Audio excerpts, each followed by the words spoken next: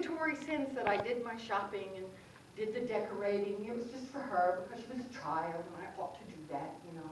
And it was fun for me to see her enjoy her presents and that sort of thing. But, you know, it didn't really mean much to me. But 30 years ago, when I got in Unity, I began to realize finally that this was something that I could change. I could change. Let me ask you, what stories have you made up about the holidays that you could change? What could you reperceive or retell? And even for those of you who love to prepare for that Christmas season, love the decorations and doing all of the work of that, even for you, do you have a story about how nobody will help you do this, that, or the other, or how you have to do it all yourself? What stories do you have? So the question is this. What is this about? Why do we do this? What is it? Every culture known to humanity celebrates something similar, has celebrated something similar. You know, at this time of year, the sun begins to fade away and move toward the south. It begins to get cold, and perhaps early humanity felt fear in their heart. And, you know, is it going to come back? Are we going to have the light? And they would light bonfires. And sure enough, when they lit the bonfires, and then the days began to get a little bit longer and the nights a little bit shorter. Hinduism, our oldest continuing religious tradition, celebrates Diwali this time of year, a festival of lights that talks about victory over evil. Hanukkah is another ancient, much older than Christianity tradition, where they light candles honoring the light that was kept burning.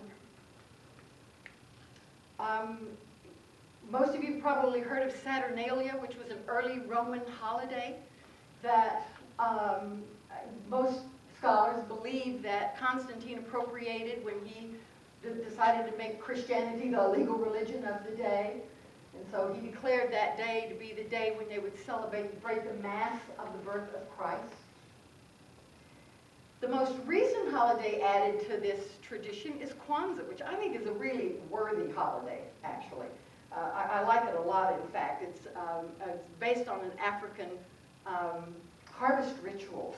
And the thing that I like about it is, much like Hanukkah, they have a candle for 7 days. Each candle represents a principle that promotes the ethic of doing good in the world. I like that.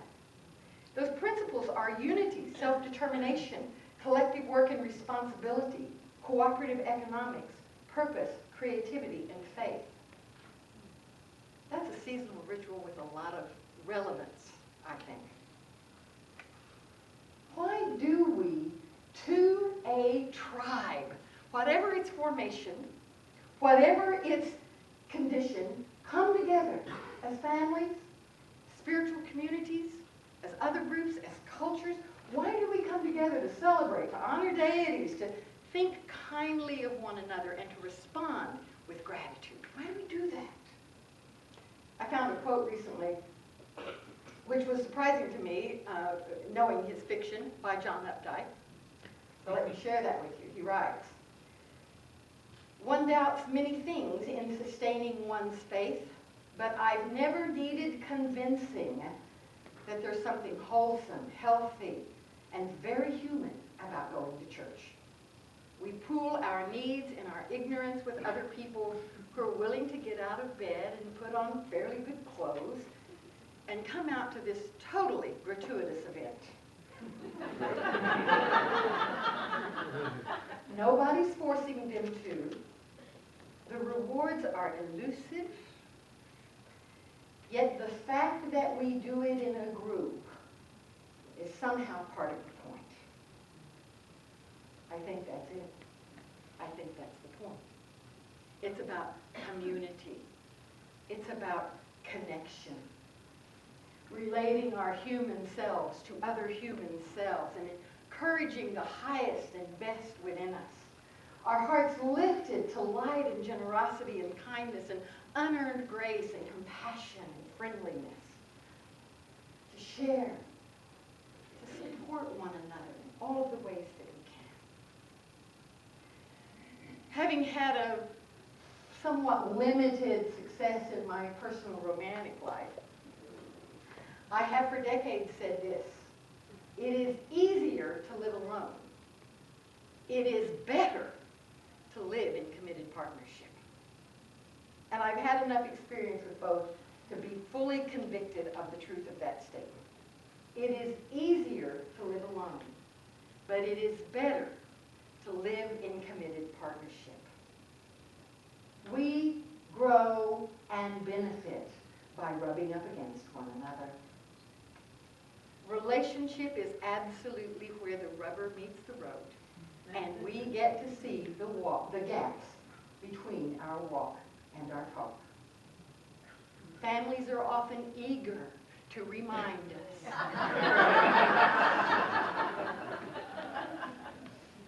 In church communities, we can be mindful of one another about how we keep our word or we don't, particularly in our volunteer commitments.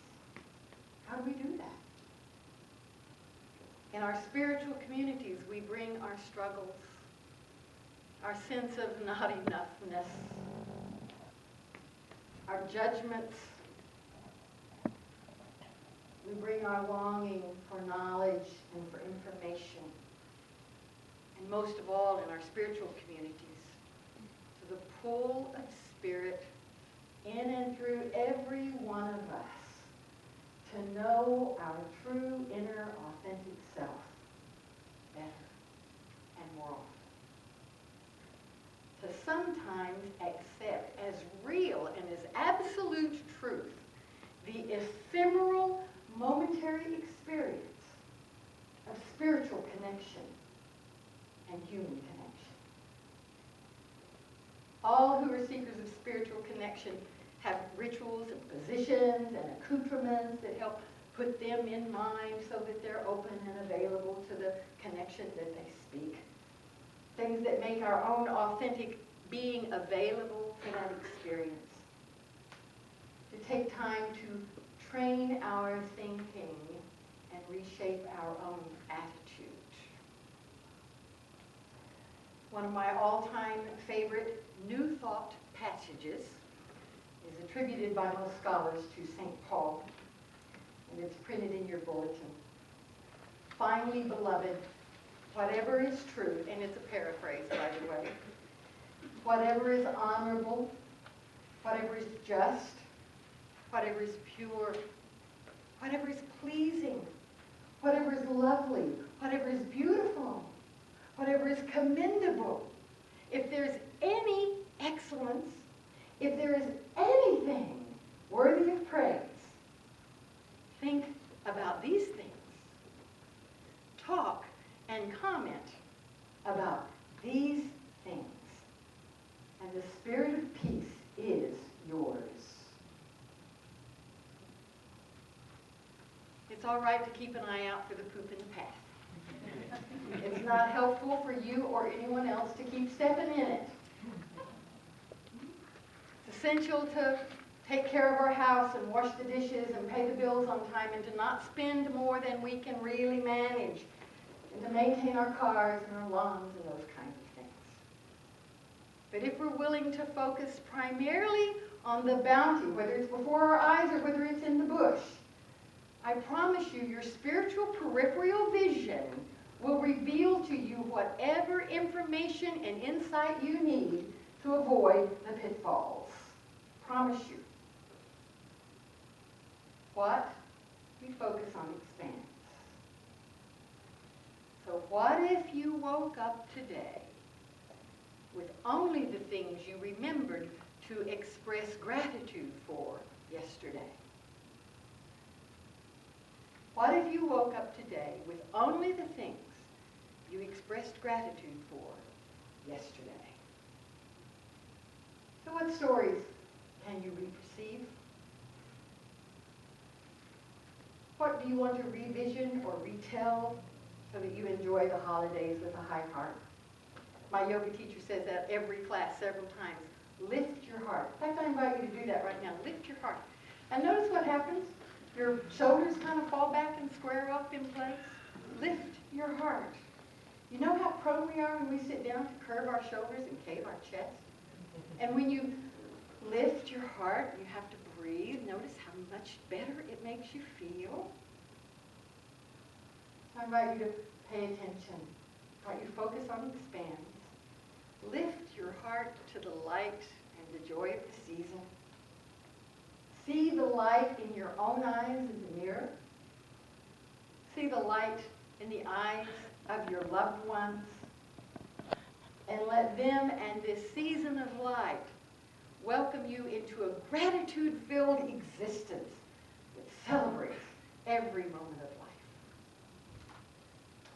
I wish you Merry Christmas, Happy Hanukkah, Happy New Year, Happy Hanukkah.